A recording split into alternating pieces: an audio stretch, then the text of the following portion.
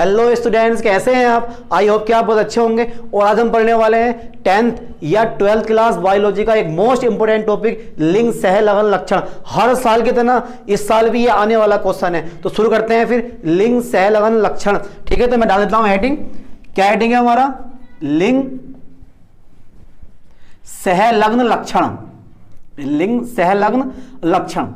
ठीक है, अब आपको पता है कि मनुष्य में 23 जोड़ी गुणसूत्र होते हैं। ठीक है, यानी कि 46 गुणसूत्र होते हैं या 23 जोड़ी गुणसूत्र होते हैं, जिनमें से 22 जोड़ी गुणसूत्र समान होते हैं जिन्हें आप बोलते हैं ऑटोसोम, और 23वें जोड़ी गुणसूत्र को हम बोलते हैं लिंग गुणसूत्र, जो कि लिंग का निर्धारण करता है, चाहे मेल हो या फिर फीमेल हो, दोनों में 23 जोड़ी गुणसूत्र पाए जाते हैं। ठीक है, पुरुष में इन गुणसूत्र को शो करते हैं हम XY से, और स्त्रियों में इन गुणसूत्र को शो करते हैं हम XX से। तो शुरू करता हूं फिर, पहला पॉइंट मैं लिखता हूं इसमें। तो पहला पॉइंट हमारा ये होगा कि भाई मनुष्य में चाहे मेल हो या फीमेल हो, ठीक है, मनुष्य में 23 जोड़ी गुणसूत्र पाए जाते हैं। ठीक है, मनुष्य में 23 जोड़ी गुणसूत्र होते हैं। 22 जोड़ी गुणसूत्र, 22 जोड़ी गुणसूत्र समान होते हैं। 22 जोड़ी गुणसूत्र समान होते हैं, समान होते हैं।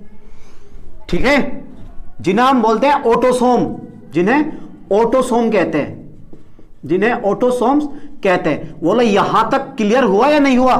मनुष्य में कुल 23 जोड़ी गुणसूत्र होते हैं, यानी कि 46 गुणसूत्र होते हैं, जिनमें से 22 जोड़ी गुणसूत्र समान होते हैं, जिन्हें आप बोलते हो ऑटोसोम्स, और 23वें जोड़ी गुणसूत्र को हम बोलते हैं लिंग गुणसूत्र। क्या कहते हैं? लिंग गुणसूत्र। यानी कि 23वें जोड़ी गुणसूत्र को, 23वें जोड़ी गुणसूत्र को, ठीक है, लिंग गुणसूत्र कहते हैं, लिंग गुणसूत्र कहते हैं। बड़ा इजी टॉपिक है। ठीक है, कोई टॉपिक ज्यादा हार्ड नहीं होता, बस आपको पढ़ना है ठीक से, इस टॉपिक को आराम से समझ में आ जाएगा। इसके बाद में नेक्स्ट पॉइंट है मेरे पास, पुरुष में लिंग गुणसूत्र को शो करते हैं हम XY से, और महिलाओं में यानी कि स्त्रियों में लिंग गुणसूत्र को शो करते हैं हम XX से। ये बात भी मैं लिख देता हूं कि भाई पुरुष में यानी कि मेल में, पुरुष में लिंग गुणसूत्र को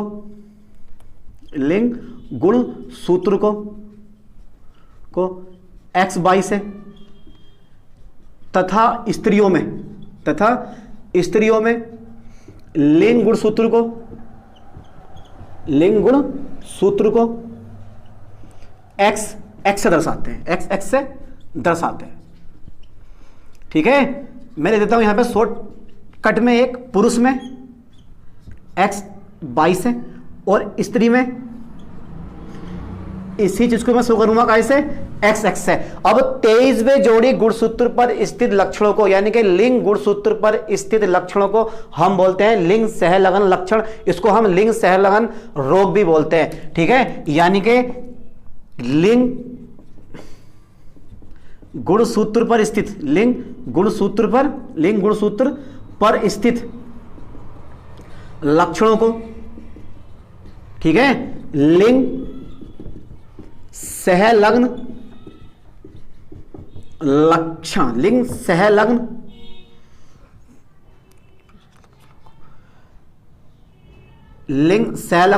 लक्षण कहते हैं। तथा इन लक्षणों की वंशागति को, जब ये लक्षण एक पीढ़ी से दूसरी पीढ़ी में ट्रांसफर होते हैं तो इसे बोलते हैं लिंग सहलग्न वंशागति। ठीक है, तथा इन लक्षणों की वंशागति को, इन लक्षणों की वंशागति को हम बोलते हैं लिंग सहलग्न वंशागति, लिंग सहलग्न वंशागति कहते हैं। बड़ा इजी टॉपिक है, कोई टॉपिक ज्यादा हार्ड नहीं है, समझ में आया यहां तक? यानी कि मनुष्य में चाहे मेल हो फीमेल हो 23 जोड़ी गुणसूत्र पाए जाते हैं, यानी कि 46 गुणसूत्र होते हैं, जिनमें से 22 जोड़ी गुणसूत्र समान होते हैं, जिन्हें आप बोलते हैं ऑटोसोम, और 23वें जोड़ी गुणसूत्र को हम बोलते हैं लिंग गुणसूत्र, जो कि पुत्र या पुत्री यानी कि मेल या फीमेल का निर्धारण करते हैं। पुरुष में होते हैं XY और स्त्रियों में होते हैं ये XX। अब मैंने नेक्स्ट पॉइंट लिखवाया है, लिंग गुणसूत्र पर स्थित लक्षणों को क्या बोलते हैं हम? लिंग सहलग्न लक्षण कहते हैं। और इन लक्षणों की वंशागति को यानी कि पीढ़ी दर पीढ़ी आगे बढ़ने को हम बोलते हैं बोलते हैं लिंग सहलगन वंशागति। नेक्स्ट टॉपिक में मैं करवाता हूं तुम्हें इसके प्रकार कि भाई कितने प्रकार का होता है ये यार, ये लिंग सहलगन लक्षण, लिंग सहलगन लक्षण के प्रकार कितने प्रकार का होता है ये। तो भाई ये होता है 3 प्रकार का, एक होता है एक्स सहलगन लक्षण, दूसरा होता है वाई सहलगन लक्षण और तीसरा होता है एक्स वाई सहलगन लक्षण। ठीक है, बस पढ़ते रहना है, नोट्स बनाते रहना है, स्क्रीनशॉट लेते रहना है, कोई टॉपिक ज्यादा हार्ड नहीं होता। ठीक है, इसके बाद देखो 3 प्रकार का होता है, 3 प्रकार का होता है। कौन कौन सा होता है? पहला होता है यार एक्स सहलगन लक्षण, और ये पहला एक्स सहलगन लक्षण होता है। हाँ भाई पहला क्या होता है? एक्स सहलगन लक्षण होता है। चलो ये किससे किससे पहुंचेगा? तो ये भैया ये जो होता है वो पिता से पुत्री में पहुंचता है और माता से पुत्री और पुत्र दोनों में पहुंचता है। आगे पढ़ेंगे इसके बारे में, देखते रहना ध्यान से। ठीक है, यानी कि यह लक्षण पिता से पुत्री में तथा माता से पुत्र तथा पुत्री दोनों में पहुंचता है, पुत्री दोनों में पहुंचता है। एग्जाम्पल अगर मैं लूं तो एग्जाम्पल है मेरे पास हीमोफीलिया का नाम सुना होगा आपने। हीमोफीलिया ये भी रोग होता है। वर्णलांधता, दोनों के दोनों जन्मजात रोग होते हैं, वर्णलांधता, कलर ब्लाइंडनेस आदि। ठीक है, और भी कई रोग आते हैं। तो हीमोफीलिया का मतलब ये होता है कि अगर आपका हाथ कहीं से कट हो जाता है तो ब्लड का थक्का यानी कि प्लेटलेट्स जो होती हैं वो ब्लड का थक्का जमाती हैं, वो नहीं जम पाता और एक छोटी चोट भी बड़े घाव के रूप में प्रकट हो जाती है। ठीक है, यानी कि ब्लड का थक्का नहीं जम पाता है इसमें काफी समय तक। अगर आप बात करोगे वर्णलांधता की, तो वर्णलांधता में व्यक्ति जो होता है वो रेड और ग्रीन में डिफरेंट नहीं कर पाता, चाहे मेल हो या फीमेल हो। ठीक है, रेड और ग्रीन में डिफरेंट नहीं कर पाता है, इसलिए इसको हम रेड ग्रीन ब्लाइंडनेस भी कहते हैं, इसको बोलते हैं वर्णलांधता। आगे वाली वीडियो में इसके बारे में डिस्कस करेंगे कि क्या होती है वर्णलांधता और किस तरह से इसका वाहक कौन होता है, किस तरह से ये रोग पीढ़ी दर पीढ़ी आगे ट्रांसफर होता है। इसके बाद नेक्स्ट देखते हैं वाई सहलगन लक्षण। तो यहां तक कर लो आप स्क्रीनशॉट, इसके बाद पढ़ाता हूं वाई सहलगन लक्षण।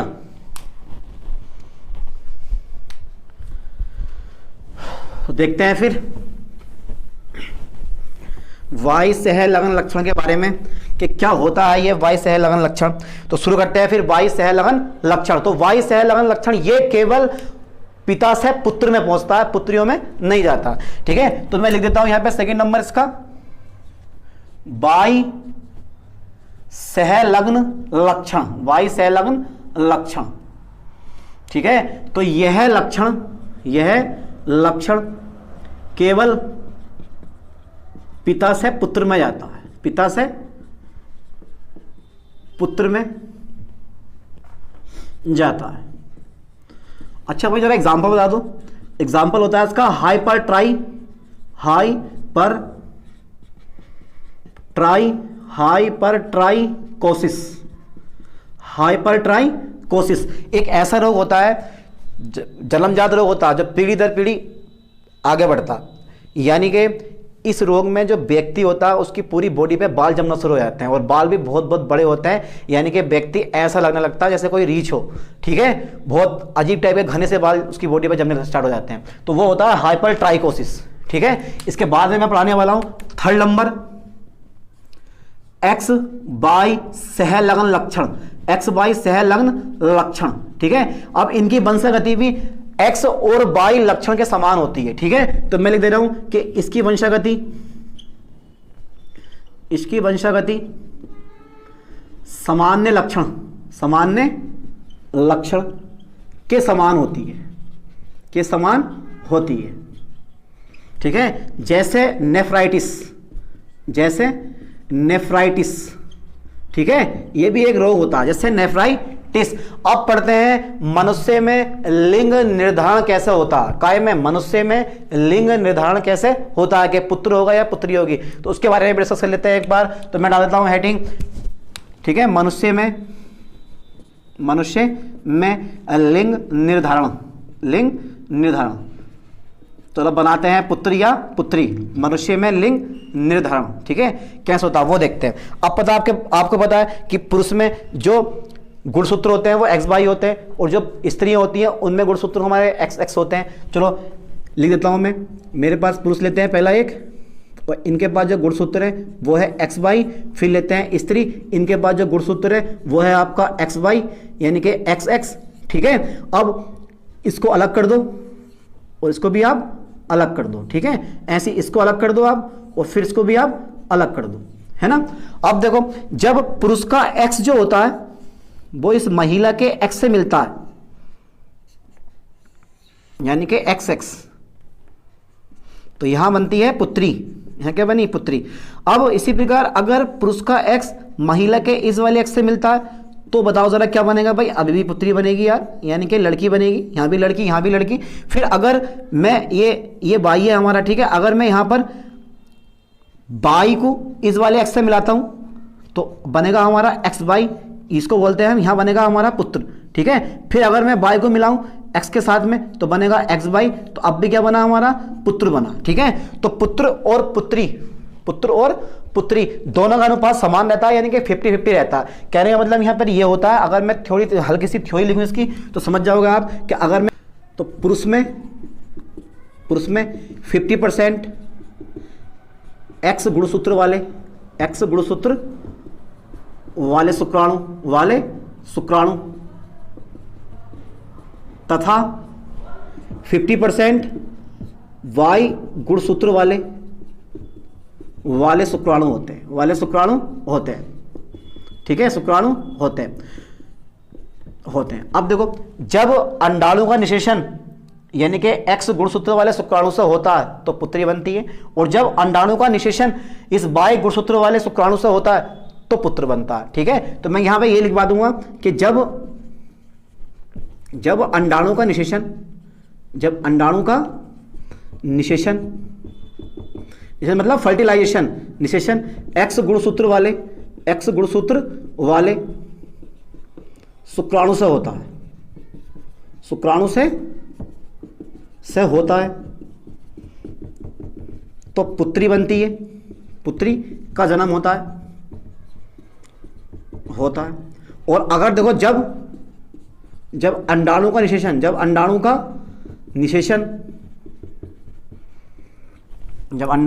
निषेचन अगर मैं लूं बाई गुणसूत्र वाले शुक्राणु से होता है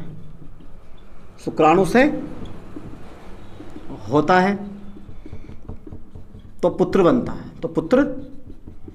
बनता है। ठीक है, यानी कि पुत्र और पुत्री दोनों का अनुपात क्या होता है? 50-50 होता है।